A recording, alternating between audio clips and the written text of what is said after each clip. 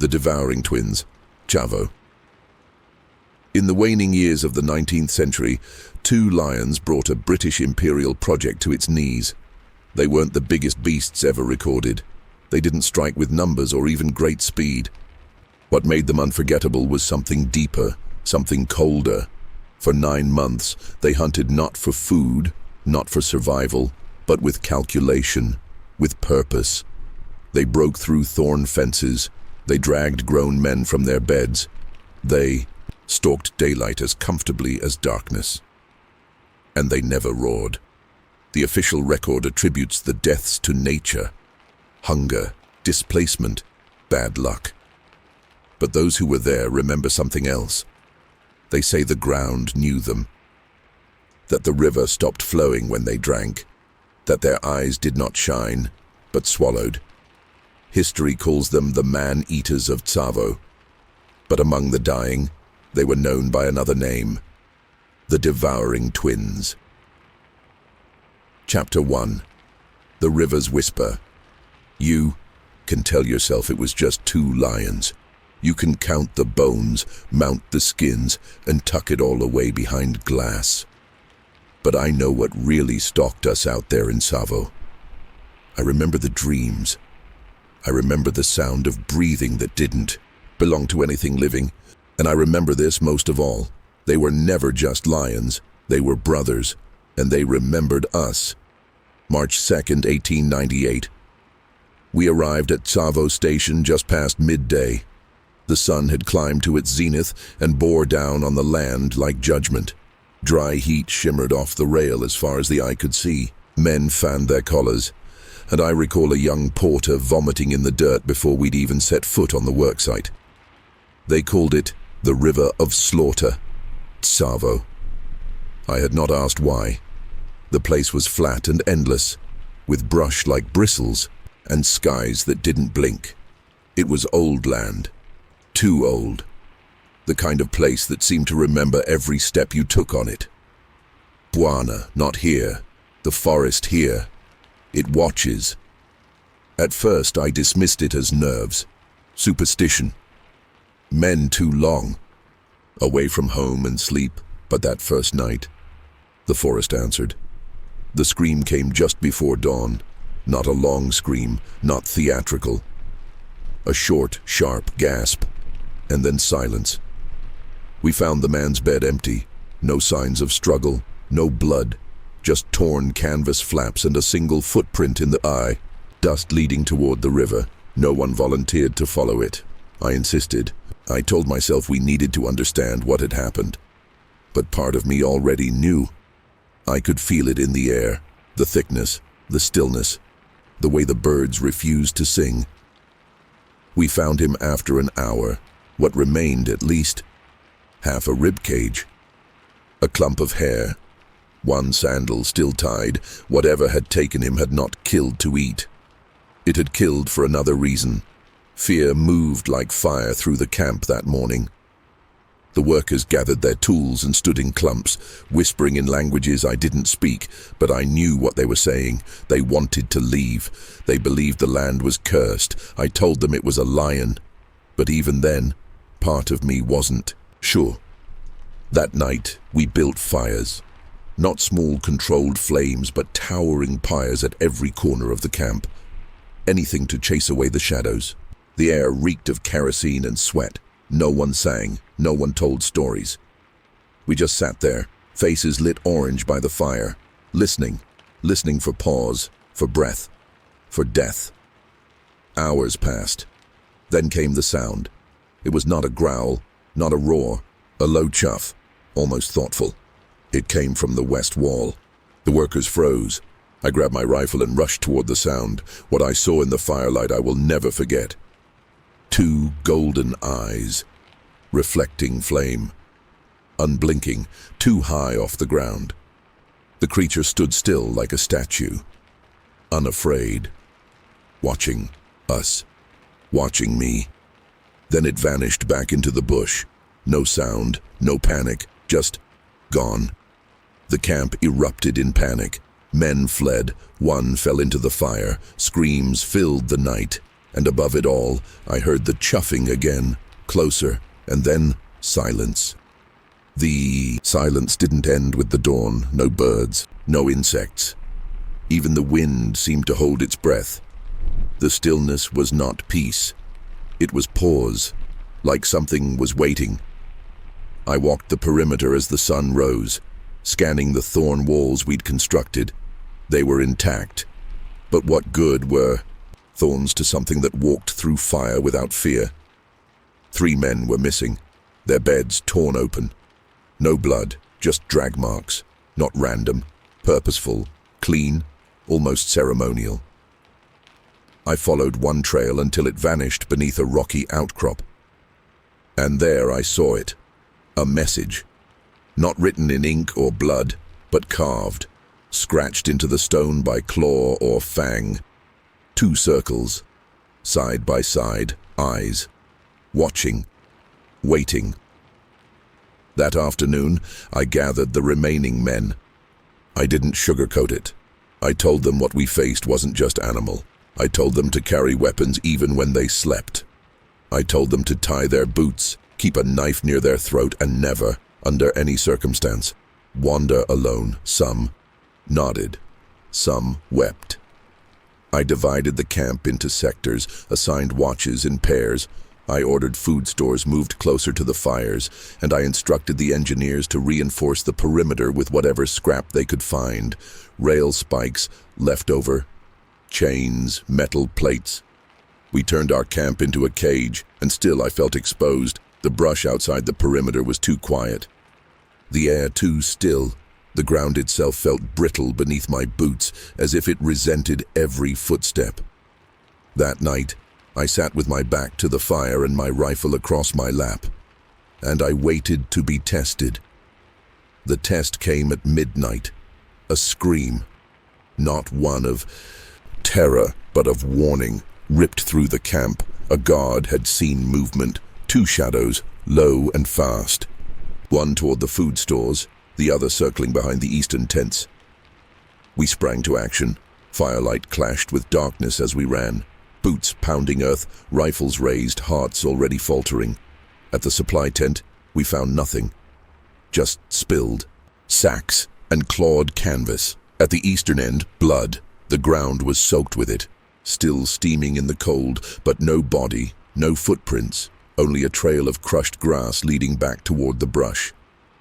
I followed it until I found the edge of the thorn fence, and there, staring back at me from just beyond the reach of the firelight, were 2 sets of eyes, one slightly higher than the other, unblinking, perfectly still. I raised my rifle. The eyes didn't move, didn't blink. Then, simultaneously, they turned. Not to run, not to flee, but to retreat, like soldiers withdrawing from a line they'd chosen to spare. I stood there shaking, sweat cooling too quickly across my spine. Behind me the fire cracked, and I knew we were losing. This wasn't a siege. It was an evaluation. They were learning us, measuring, choosing. I didn't sleep that night. Instead, I sat by the fire with a journal in one hand and my rifle in the other. I made sketches of what I'd seen, those eyes, the height, the distance between them. I drew the trail, the blood, the bend in the fence where the creature had stood. Each page felt like a confession, each note an admission that I no longer understood what we were fighting. In the morning, I ordered the men to dig trenches. They looked at me like I'd lost my mind, but I wasn't building defenses. I was preparing graves. By noon, the first trench was finished. Long, narrow, just deep enough. We'd fill it soon enough, but not with them. With us. Around midday, the sun was choked behind a curtain of ash. We thought it was storm smoke at first, but it didn't smell like storm. It smelled like burning hair. One of the tents was on fire. No one had gone near it. No one had lit a match. It simply ignited. We tried to put it out, but the canvas burned fast. Too fast, like it wanted to disappear. Inside, we found no remains, only footprints, small, bare, and leading out into the thorn fence, which had not been broken, but parted. That night, the winds picked up, a dry gale that howled across the brush, kicking dust into our eyes, stealing heat from the fires. I stood watch alone. I could hear the men praying in whispers, chanting beneath their breath, fingering whatever totems or holy signs they'd carried from their villages. I envied them. I envied their belief, because all I had was a rifle, a notebook, and a growing certainty that we had wandered into something older than scripture. When the wind died, the silence that followed was unbearable, and in that silence, a voice came. Low, broken, almost human. It said my name. Once, just once, from the brush. I didn't reply. I didn't move. For a long time, I simply stared into the darkness, waiting for the voice to come again, but it didn't. Only the sound of my breath. Only the tremble of the fire. The men slept in uneasy silence, those who could sleep. And then came the rustling, not of movement, of dragging. Something was pulling something heavy through the brush, slow and steady, like it wanted to be heard but not seen. I stood and turned. There, just at the edge of the light, was a body, placed there, laid with care, arms folded, eyes open, no wounds, no blood, just stillness, and one word carved into the dirt. Beside it, traced by claw or nail, returned. The men buried him the next morning. They did it in silence, no prayers, no chants, just the sound of earth falling onto a face none of us could forget. I stood back, notebook clutched in my fist. There was nothing more to record. Because that day we stopped being a railway crew. We became prey. And as we lowered the body into the trench, I realized something chilling. The lions hadn't come to feed, they had come to judge. Chapter 2. The tents are red. The second week was worse. We were still laying rail, still pretending we had control. Every morning the engineers took their measurements, drove their spikes, and muttered to one another in stiff, polite tones that betrayed how badly they wanted to go home. But home wasn't a direction anymore. It was a memory. And it was fading. Workers refused to sleep alone. They built their cots in clusters, shoulder to shoulder, bodies pressed tight. The tents that had once dotted the clearing in orderly rows had now huddled like frightened animals around the fire, and every night there was one less. We stopped using names. There was no point. I started recording the disappearances in a separate log, not just who was missing, but how they were taken. Some tents were left undisturbed, the canvas still zipped and taut. Others shredded from within, as if something had risen from beneath the cot. We tried to joke. Nervous, thin-blooded humor, the kind men used to avoid screaming. But the laughter died quickly. One morning we found claw marks gouged into the supply. Crates, not torn but carved, symmetrical as writing. The pattern repeated. One line vertical, two short slashes crossing like an eye. It appeared again on a wagon and again on the inside wall of the mess tent. Inside, I began to dream. Each time, the same, a field of red cloth, windless and still. A single lion crouched at its center, unmoving. Its face always turned away until the final moment, when it would look at me and I would wake with the taste of blood in my mouth. Then came the second scream. Not like the first, a man startled, dying quickly in the dark. This one lasted. It dragged across the sky like a red ribbon, breaking into silence, then surging back. A sound no human throat should have been able to sustain. When we found him, there was no blood. Only skin laid out, clean, folded like a priest's robe beside the latrine pit. His body was nowhere to be found and written in the dirt, this time in perfect English. You have been measured. We burned the tents that night, all of them, and slept. in a circle beneath the open sky. But still the dreams came. In those dreams, the lion was not alone anymore. There were two now, twins. One crouched, still and silent. The other walked slow circles, leaving no prints. Both watched me. And when they moved, it was with purpose. When I woke, my fingernails were packed with dirt. I hadn't left my cot, hadn't moved, but my feet were covered in cuts. The soles blistered from heat, like I'd walked on coals or been dragged. I kept that to myself, because in the light of day, logic returned. Sort of. We started rotating guard shifts every 90 minutes. No one stayed alone for long. The engineers reinforced the perimeter with metal from the rail pile, makeshift barricades of spikes and steel. Still, the men jumped at shadows. Still, the dreams continued. One man woke screaming, claiming he'd seen a lion enter the camp, walk between sleeping men, and vanish into the fire. He said it spoke to him, said it knew his name. He hung himself the next day. There was no note, just a single word etched into the post with a piece of wire. Brothers. No one asked what it meant, but we all felt it, the certainty, the dread. There weren't just lions in the brush. There was a will, and it had two names and no face. On the 14th night it rained, not a heavy rain, not cleansing, a spitting, spiteful drizzle that soaked our clothes and turned the ash to paste. The firewood wouldn't light. The air smelled of rot and iron. We sat in our damp circle, weapons in laps, backs to one another, watching, waiting. The rain stopped suddenly, mid-drop, like someone had flipped a switch. And then came the sound. Not a roar, not a growl. Laughter. It came from the darkness, from just beyond the perimeter, low and dragging, like something trying to remember how it used to sound when it had lungs. And then it spoke, not clearly, not in any known tongue, but with rhythm, with intent. And every man there heard his name whispered through the dark, one by one, like roll call before judgment.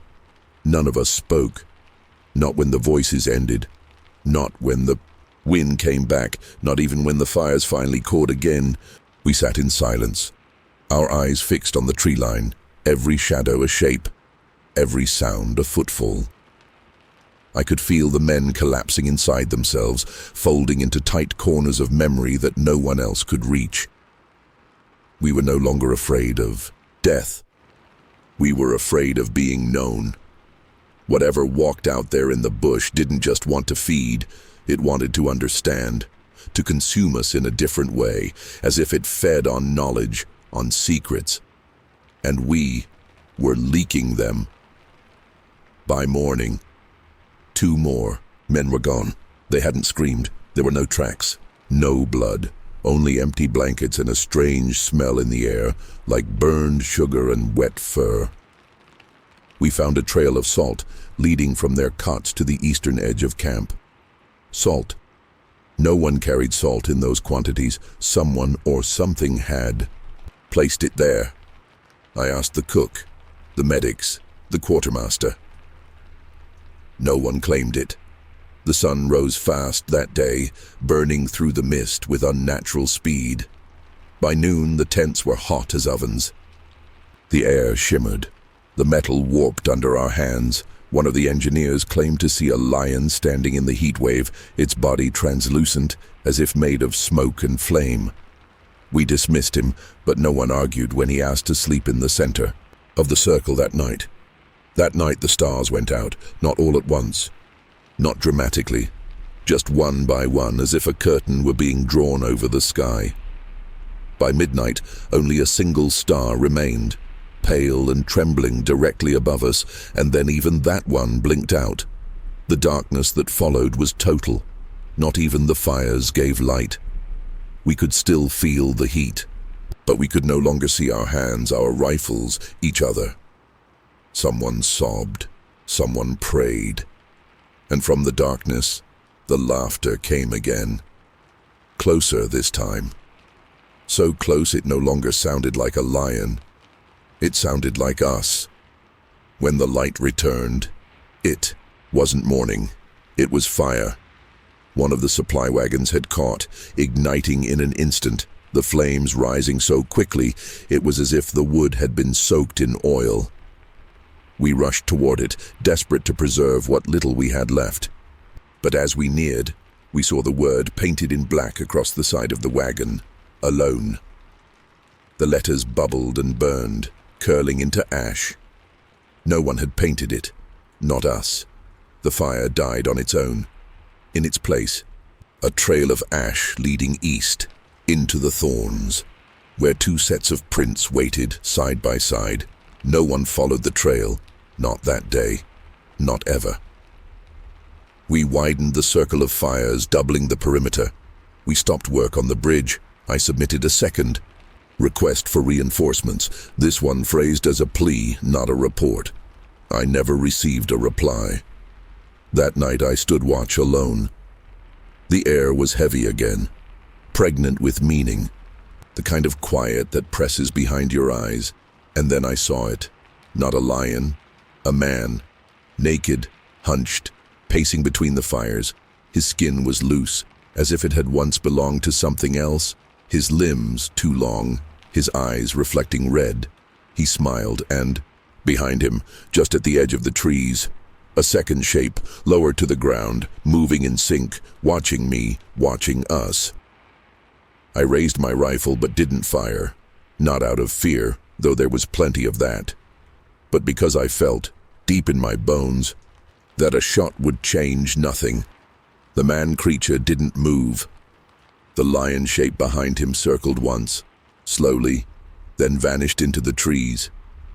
He followed, not hurried, not skulking, just gone.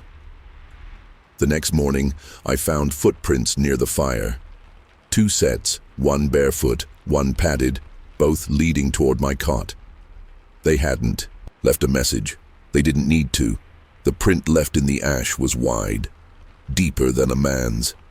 The edges glistened faintly in the rising sun, like the earth itself had bled to shape it. A single thorn was placed upright in the center. Not stabbed, planted. Didn't sleep the next night. No one did. But the silence returned anyway. No screams, no fire, just that same unbearable stillness, the kind that feels like a question waiting to be answered. And I knew, deep in the pit of my chest, that the answer was coming, and it would not be spoken in words. It would be written in blood, carved into canvas, drawn across the dust with claw and tooth and silence. And whatever it was they had come to deliver, it was almost here. Chapter 3, Patterson's Game. By the third week, the rhythm of death had become a kind of schedule. It happened after sunset, just before the moon crested, when the fire was at its weakest. The men had stopped praying, stopped speaking altogether.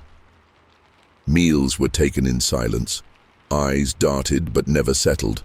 They looked at the ground when they walked and the sky when they sat, as if afraid to notice the thing standing just beyond, the tree line. I was still pretending it could be stopped. I ordered the remaining crates stacked to form a wall, reinforced the perimeter with nails, glass, anything with an edge, built traps, dug spikes, layered snares with meat and bells. They ignored all of it. Every single trap was untouched, except one. A spring line rigged with 2 steel bars and a wire snare. The bait was taken. The trap had closed, but instead of a catch, I found a skull resting. In its place, human clean placed there. I didn't report it, not to the men, not in my log. I just stared at it for a long time, watching the way the morning light touched its surface. It wasn't old, no moss, no weathering, teeth still intact. The kind of specimen you might find on a display shelf in a university, if not for the deep groove carved into the top. It wasn't cracked by trauma, it had been engraved.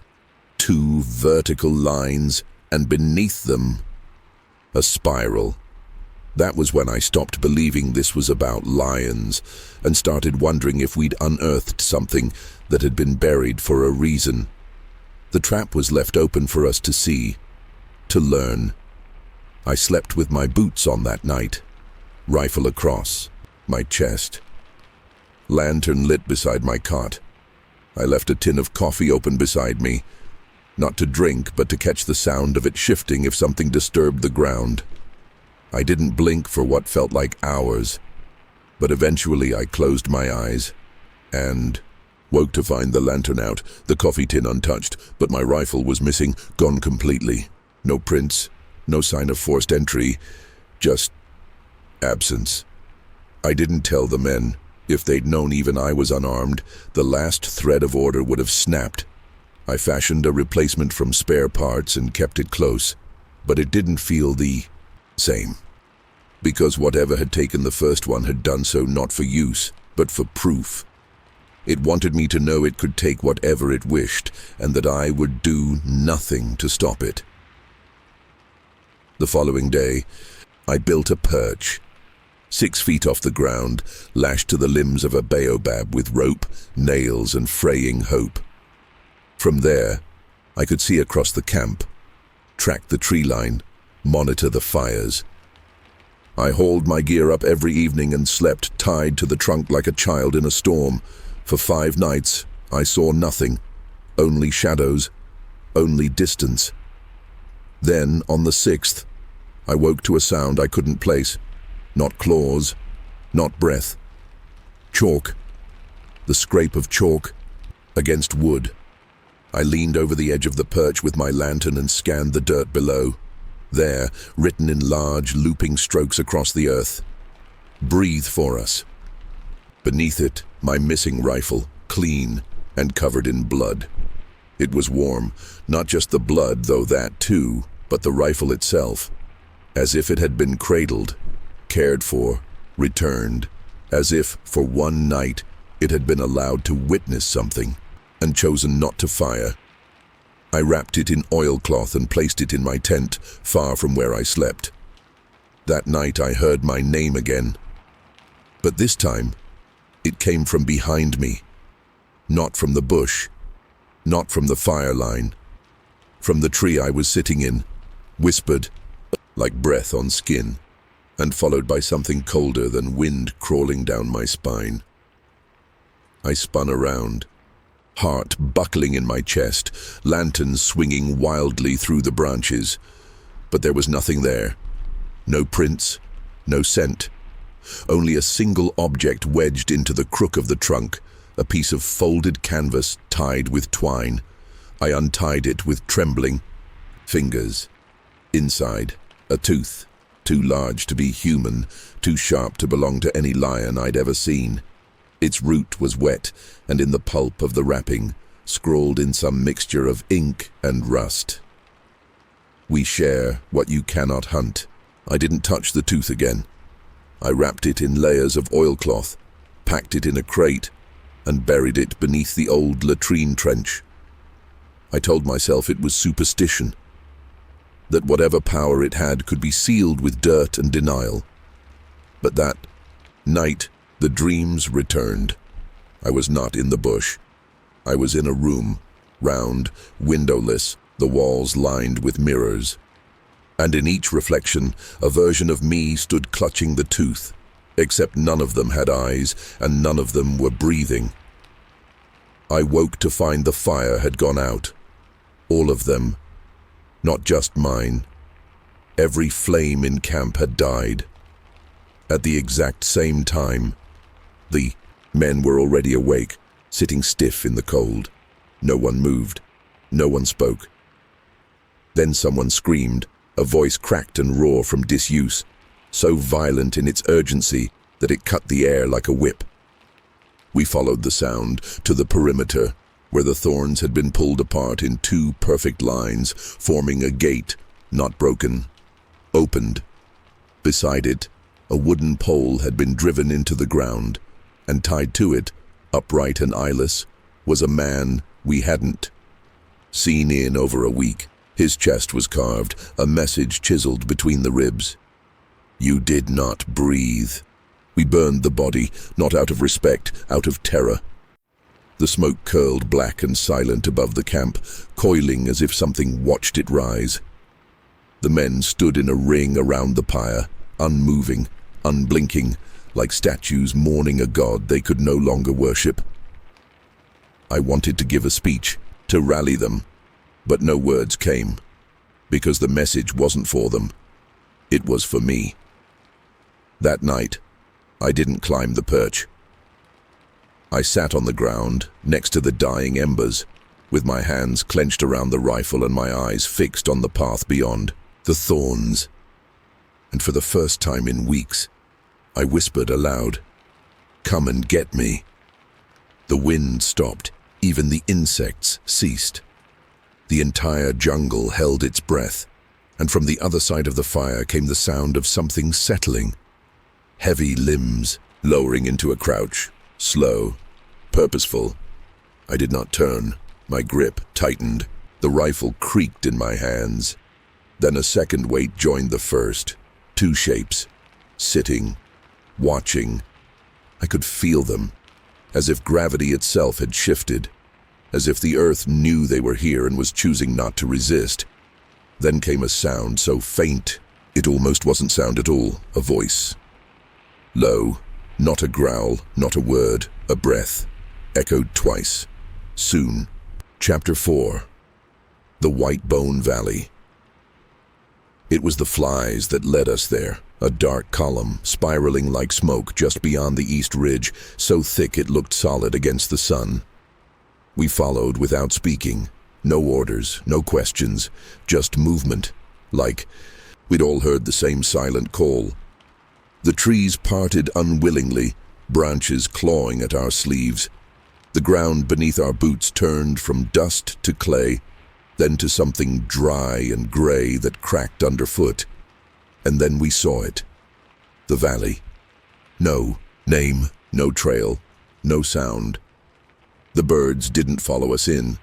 The insects disappeared, and all around us, for as far as the eye could see, bones, not scattered, not random, arranged, piles and spirals, arches and cages, human, animal. The distinction blurred, by weather and time, a jawbone beside a ribcage that didn't match. A lion's skull with a human spine draped beneath it like a tail. No scavengers had touched this place, no rot, no smell, just the dry hush of something preserved for remembrance. We spread out, cautiously, silently. I counted 30 femurs in one pile. 30. None. Out of them broken, every single one stacked like kindling, and in the center of the valley, half buried in the earth like a crown, stood a ring of tusks, blackened, warped, and carved. Each bore a mark, 2 vertical lines, and beneath them, a spiral. The tusks formed a perfect circle, no larger than a man's grave. At its center, the dirt was darker, damp, like something had bled there recently. I reached for a stick and prodded the earth. It sank far too easily. One of the porters cried out. He'd found a doll, or what looked like one. It was made of twine, hair, and a single tooth lashed in place of a head. He dropped it. It landed upright, and did not fall. I turned back to the tusks, my hand hovering over the spiral carved into one of them. I wasn't going to touch it, but I didn't need to. The surface of the ivory was warm, too warm, and then I heard the breath, not behind me, below. The earth moved, not a tremor, not a quake, a pulse, like something enormous had just shifted deeper beneath us. The hair on my arms stood up.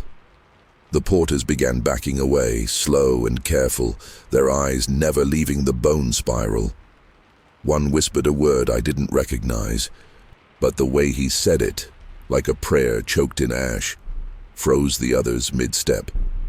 Then came a sound like gravel grinding under breath, and from the center of the spiral, a hand reached up. Not human, not beast, something between. flesh stretched too.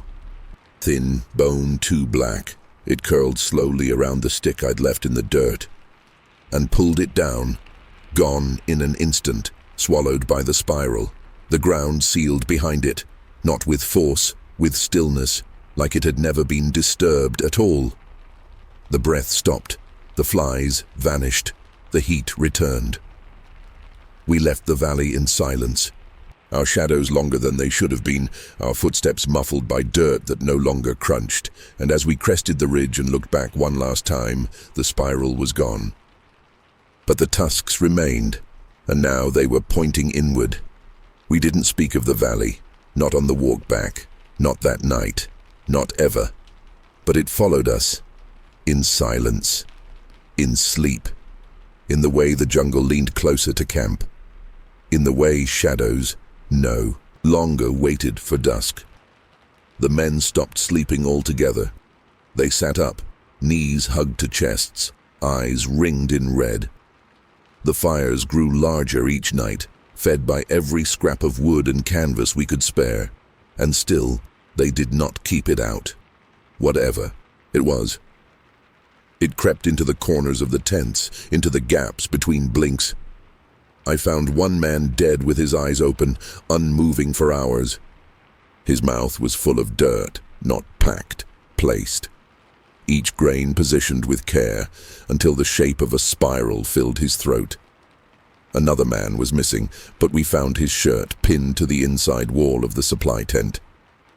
The fabric had been torn into threads and rewoven into a map, not of the camp, of the valley. The spiral in the center had grown.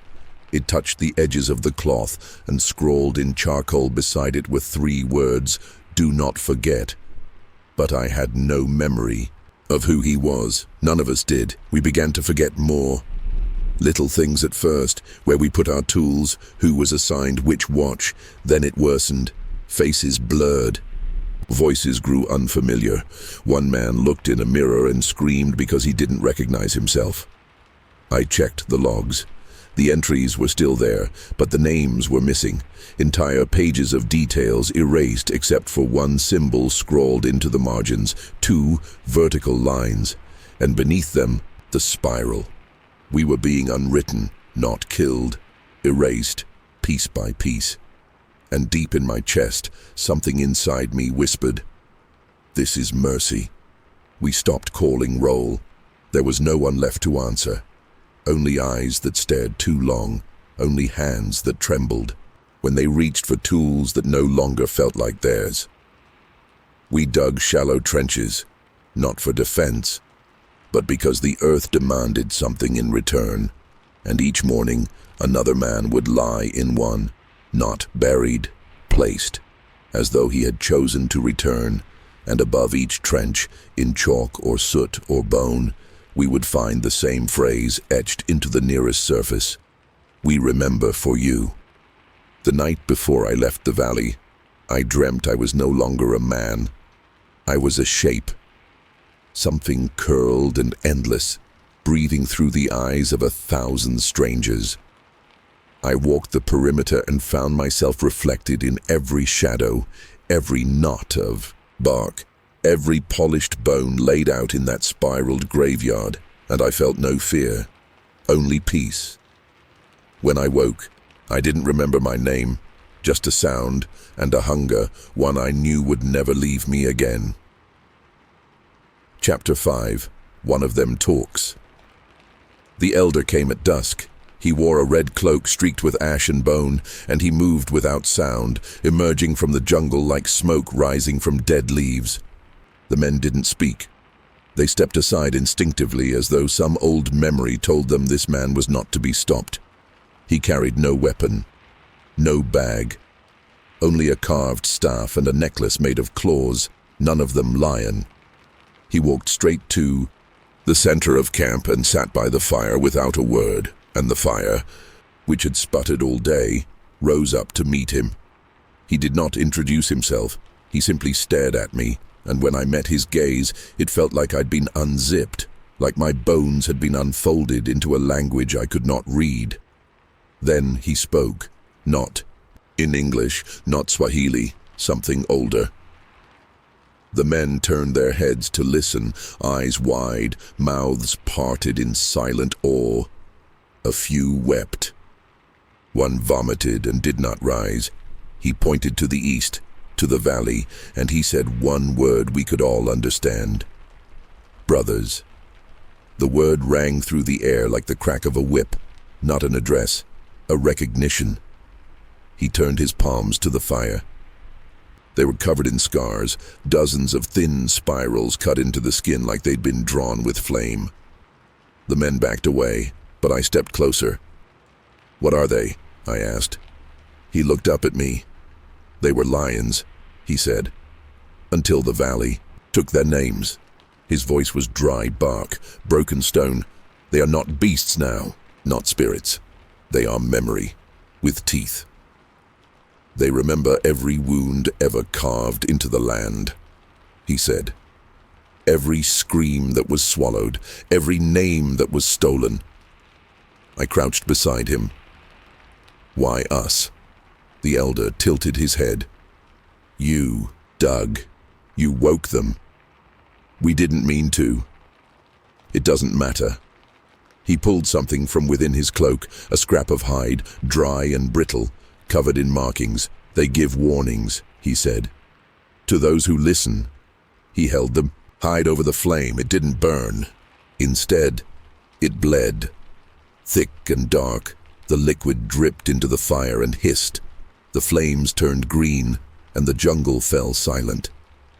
He looked into the fire, and for a moment I thought he was listening to something none of us could hear. Then he said softly, "They do not come for vengeance. They come for balance." "Balance?" I asked. "You built on graves.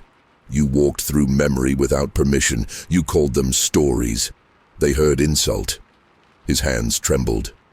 "They want remembrance, not worship, not fear. Just to be known and left alone." He stood slowly, joints cracking like kindling. "And now that you have seen, you will not leave." My throat dried. "You mean I'll die here?" He shook his head. "No," he whispered. "You'll stay." I opened my mouth to respond, but his eyes locked mine, and I felt the words scatter inside me like frightened birds. "Do not speak," he said. "Not tonight." He took a handful of ash from the fire, crushed it between his palms, and smeared a spiral onto my forehead. The air shimmered. My skin burned where his finger had touched. "You carry them now," he said, "and they will carry you." Then, just as quietly as he had come, the elder turned and vanished into the trees. No footsteps, no rustle, just absence. And the fire, now alone again, cracked once and died. The fire did not return the next day. We built it again, fed it dry wood, kindling, even kerosene. It sparked, hissed, and died. The men began whispering that the flame was no longer ours to command. They said it had gone back to the brothers, and in the absence of fire, the shadows grew bold. They walked freely through the camp, elongating and bending in unnatural ways. Some cast no source. Others flickered across walls that should have blocked light. One man tried to stab his own shadow. It didn't bleed, but he did, collapsed in a heap, blood rushing from a wound no blade had made. That was the night we stopped using lanterns. Better to be blind than to see what stood just behind the veil. I began carving spirals into anything I could. My boots, the butt of my rifle, the frame of my cot. Somewhere inside, I believed it might help, might remind them that I remembered. And maybe, in return, they'd leave me whole. But they didn't. One by one, the men started disappearing, not in their sleep, not while out beyond the perimeter, but mid-conversation, a sentence unfinished, a hand frozen in gesture. Then, absence, no scream, no flash, just gone, like they had never been, and worse, no one else noticed. They kept eating, kept talking, kept tending to empty bedrolls and passing tools to no one. I was the only one who remembered. I called a name. No. One turned. I found his boots by the fire, still laced. Inside them, 2 spiral carvings I hadn't made. Fresh, wet, and smiling. That was when I realized I wasn't alone. Not in the camp, not even in my own head. Something was watching through my eyes, breathing through my lungs. It didn't control me. Not yet. But it knew everything I knew, and it was waiting. For what, I wasn't sure. I began writing in secret. Pages hidden under rocks, in tree hollows, beneath abandoned crates. I carved notes into the bones we no longer dared to bury. I tried to leave a record, not for history, for myself, because each morning I remembered less. And the spiral on my boot had started to bleed. I awoke one night to the sound of breathing, not beside me, beneath. The earth itself inhaled, exhaled, a low, guttural rhythm that vibrated through my spine. I rolled from my cot and crawled into the brush. The others didn't stir. They looked like dolls left out in the rain, limp, bowed, drained. The jungle pulsed around me. The trees leaned away from something, and I followed the sound, all the way to the edge of the camp, where I found the elder's staff. Planted in the ground, fresh blood smeared the spiral carved into its head and hanging from its crosspiece. My name, written in skin. I didn't scream, didn't run. I took the skin down with shaking hands and folded it carefully, like a letter. I didn't want to tear. Something in me accepted it, like a signature long overdue. I turned around to head back, but the camp was gone. Only jungle, only night, only the sound of something breathing. Closer now, above and behind my ear, a whisper. Now you know their names. Chapter 6. First Blood. I didn't remember walking back to camp, but I must have. My boots were caked in ash. My hands blistered from clutching the elder's staff. My shirt gone. The spiral was still on my chest, scabbed, raised, as if it had been burned in. The men didn't speak to me. Not out of fear, out of reverence. They sat in a wide circle around me that night, backs straight, eyes forward, weapons untouched. And though the fire had not returned, we did not feel cold, because something else had come in its place. Something older than warmth. Something watching. I didn't sleep. None of us did. We sat as the darkness deepened, the jungle folding tighter around the camp like a closing fist. Somewhere far off, a jackal howled and was cut short, snuffed out like a match. At dawn I stood and the men stood with me. Not a word was spoken. We moved in silence, toward the east, toward the valley. We weren't going back to work. We weren't going to build. We were going to end it, or die trying. And I think, even then, most of us knew which it would be. The path had changed. The trees leaned differently, bowed toward us like witnesses. The ground was dry but soft, the soil bruised beneath our boots. We saw no animals, no birds, only spirals, etched into bark, painted in blood, stacked in stones we had not placed. They watched us, those symbols. More than warnings. They were invitations, and we accepted them. We crossed into the white bone valley just as the sun reached its highest point. But no shadow followed us in, because there was no light left to cast them. The bones had moved, rearranged. They no longer formed circles or patterns. They had become a path, a procession, laid out in ribs and vertebrae, leading toward the center where the tusks once stood. Now they were gone. In their place, a mound of fur and blood and breath, sleeping. Barely. Its chest rose with slow, massive rhythm. Its mane was tangled with thorn and tooth, and beside it, curled around what looked like the skull of a man, was another, smaller, but awake, watching us. It didn't snarl, didn't rise, just stared. Its eyes were not gold, not amber, but the color of old smoke. Gray, dry, endless. I raised my weapon. The men behind me didn't move. I could feel their breath, short and sharp. The smaller lion rose, slowly, deliberately. It didn't stretch like a beast. It stood like a man. Its shoulders rolled, its mouth opened, and it spoke. "Do you remember us?" The voice did not echo. It landed, heavy, final. The lion stepped forward. The valley held its breath. The great shape behind him, the larger one, did not stir. "You buried us," the smaller one said, "and then you forgot." My mouth was dry. We didn't know. "But we did," it said. Its paw dragged across the earth, carving a fresh spiral in the dust. The sound was louder than wind, louder than footsteps. It shook in my ribs. "You built rail over our bones.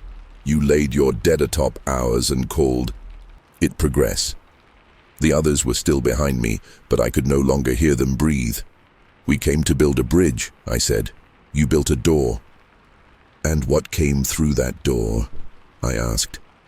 The lion's head tilted. "Memory, hunger, the pieces you left behind." It took another step forward. "We were kings, and you crowned yourselves on our skulls." Its teeth glinted, but kings return. I tried to steady my aim. My rifle felt heavier than ever. My hands were not shaking, they were resisting. The lion nodded toward the weapon. "Fire it, if you must. But know this, no bullet forgets." Then it roared, not loud, deep, so deep it tore through the bones of the valley, and from behind it, the larger shape rose. And now we were no longer watching lions, we were looking at gods. The larger lion was unlike anything that should have walked the earth. Its body shimmered with scars that glowed faintly in the dim light. Some shaped like maps, others like names I couldn't read. Its eyes were pits, not sockets, vast and without end. And when it looked at me, I felt my skin pull back from my bones, as if it remembered how I had once been born. The smaller lion stepped aside. The god stepped forward. One pace. That's all it took for the valley to shift. The bones reoriented. The spiral turned inward, and I knew we had been invited into something far worse than death. We had been summoned to remember, and the price of forgetting was beginning. A wind swept the valley, but it carried no sound, only sensation, regret, rot, recognition. The god opened its mouth, and from it came the voices of every man we had lost, layered, broken, pleading, my name over and over again, until it no longer sounded like mine. The men behind me began to weep. Some dropped their weapons. Others fell to their knees. One walked forward, arms open, smiling, and was swallowed whole. Not devoured, erased, gone with the wind. And the lion god turned its eyes on me once more, waiting. I stepped forward, one step. The bones beneath my feet cracked and sang. I didn't lower my rifle. I didn't speak. I only nodded. And in that moment, the spiral stopped turning. The god blinked, slow, deliberate, and the wind ceased. The valley exhaled, and I realized this wasn't the end of the story. It was the invitation to begin. "To remember," I whispered. The smaller lion smiled, and the god, for the first time, closed its eyes.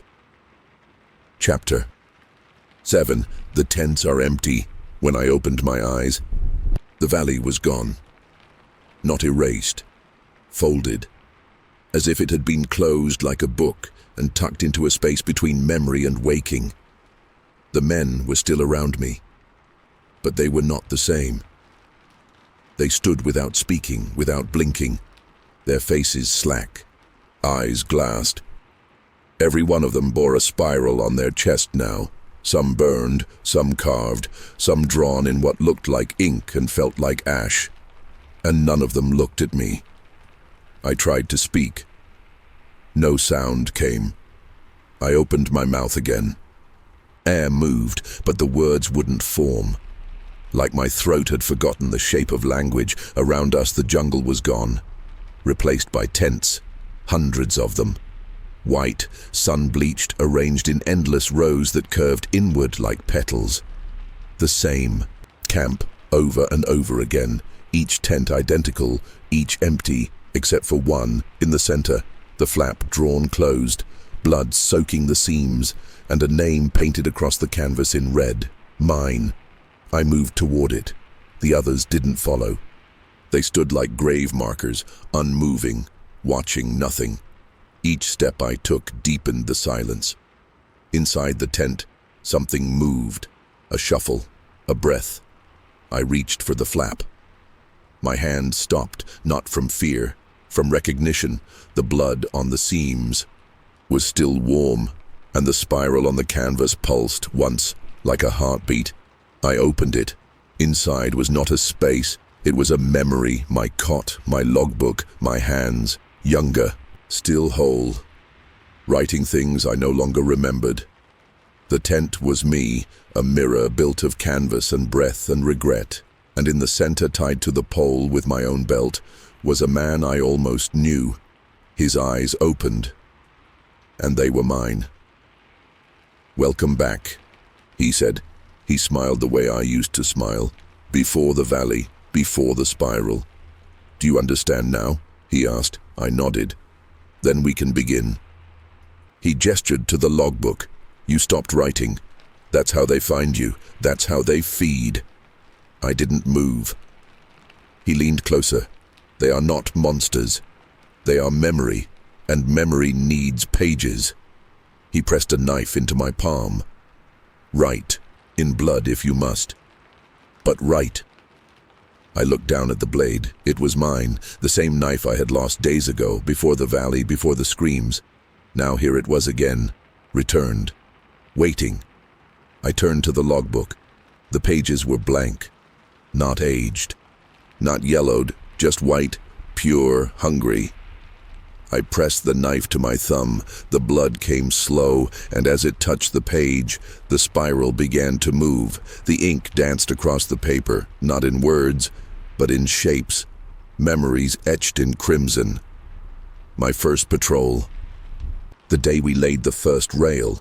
The scream I didn't respond to fast enough, each image alive, writhing across the parchment like it wanted to be seen, and from behind me the voice said, "Now you remember." I turned. No one was there. Only the spiral, drawn into the dirt, smoldering faintly, like a fuse, and I understood. We had not survived the valley. We had become it. Chapter 8. We who remain. Memory is not a line. It is a spiral, and in spirals there is no forward, only deeper. When I stepped out of the tent, the yai rows were gone. Only jungle now, but not the jungle we had walked into months ago. Not the heat-choked, thorn-snarled Tsavo of iron and labor and sweat. This place pulsed, with breath, with thought. And the men who had once been my crew walked it as if they had never known another world. Their boots made no sound. Their eyes held, no color. Their movements followed a rhythm I could not hear. I was alone, and I was not. The spiral was in the trees, in the patterns of the bark, the twist of the vines. The leaves curled in upon themselves, not from drought, but by design, a shape repeating, whispering. I moved through it, not by choice, by pull. Each step forward felt like descending a staircase carved into the air. And as I walked, I saw moments, hanging from branches like fruit. My mother's voice, from a room I hadn't entered in decades, a train whistle from childhood. The first time I held a rifle. The first time I heard a man scream and chose not to run. They were here, all of them, suspended. Held, not to haunt, to teach. I reached out to one. It split open, not like a fruit but like a wound. Inside was the face of a man I'd ordered to dig when the heat was too much. He had died that night. I had not written his name. The spiral inside. His memory turned red. I stepped away. But they were everywhere now. The memories, the choices, and each one had a spiral, buried like a root, writhing like it wanted out. I knelt. The ground breathed beneath me. A pulse. One I knew. It was my own. I placed my palm flat against the dirt. The spiral responded. It bloomed beneath my fingers like ink in water spreading outward, with veins of thought, branches of pain, and from it, a voice rose, not aloud, but within. You were never lost. You were hidden. You were always meant to return.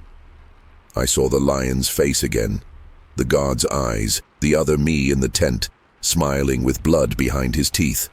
This was not a punishment, it was a calling, and I had finally answered it. I opened my mouth, and this time I remembered how to speak. The words that came were not mine, not entirely. They came from a deeper place, an older well. A language older than bone. I spoke and the spiral glowed, the jungle stilled, and from all around the others, the ones I had once called men, turned their heads.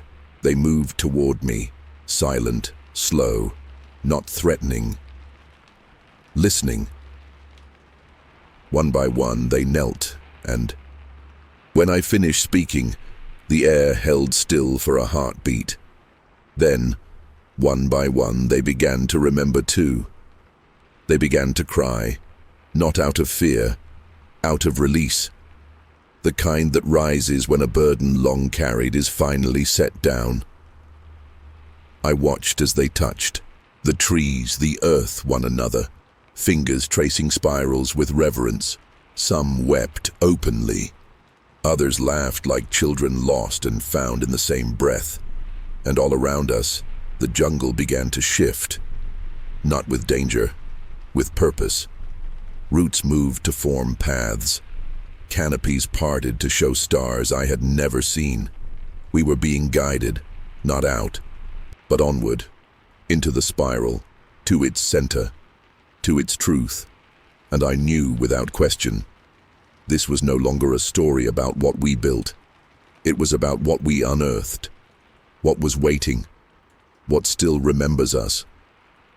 I stepped forward, not to lead, to follow, to finally walk the path memory had carved for us, and as I did, the jungle around us thickened, not closing in but folding, layer upon layer, time bending back on itself. I saw the bones again, the ones we never buried. They shimmered now, not with decay but with presence. They weren't remains, they were reminders, markers. We walked for hours, or years, it didn't matter anymore. Time had become a spiral too, and at the center I could feel them, waiting, the devouring twins, the ones who remember. We emerged into a clearing of stillness, no wind, no sound, just the twins. One curled, watching, the other upright, scarred, unmoving, eyes like old suns. They looked at us, not with judgment, but with knowing, with invitation. And when we knelt, it wasn't obedience, it was memory, and it was love. And from the mouths of the twins came breath, not growls, not words, a sound older than sound. It passed through us like wind through leaves, touching each man with the weight of names once forgotten, and for a moment, I saw the truth. The spiral was not theirs, it was ours. We had carried it here, we had fed it, and now we would guard it, not as workers, not as victims, but as keepers. We who remained, we who remembered, we who were finally home. They say the line was never finished, that the bridge collapsed 3 times before they gave up, that Tsavo swallowed the steel the way it had swallowed the men, the official records. Blame malaria, they blame lions, they blame madness. But the jungle knows better. It remembers. Every footprint, every name, every lie carved in stone and left to fade. And if you walk the old trails now, what's left of them, you'll hear things. A voice in the thorns. A rustle that follows too long. You'll feel eyes watching where no animal waits, and sometimes, just sometimes, you'll find a spiral in the dirt. Drawn fresh. Still warm. And if you listen closely, the wind will whisper. We are still here. Not lions, not ghosts. Memory. Coiled deep in the soil, guarded by the ones who remained, the ones who remember. The devouring twins and us. Forever walking. Forever writing. Forever home. This story took weeks to write, voice, and build. If you want to help us keep this channel alive, we need your support. Subscribe now to help us continue telling the stories no one else dares to tell. Your subscription isn't just a number, it's another torch lit in the dark, another name remembered, another step forward in the spiral. Join us, we're just getting started.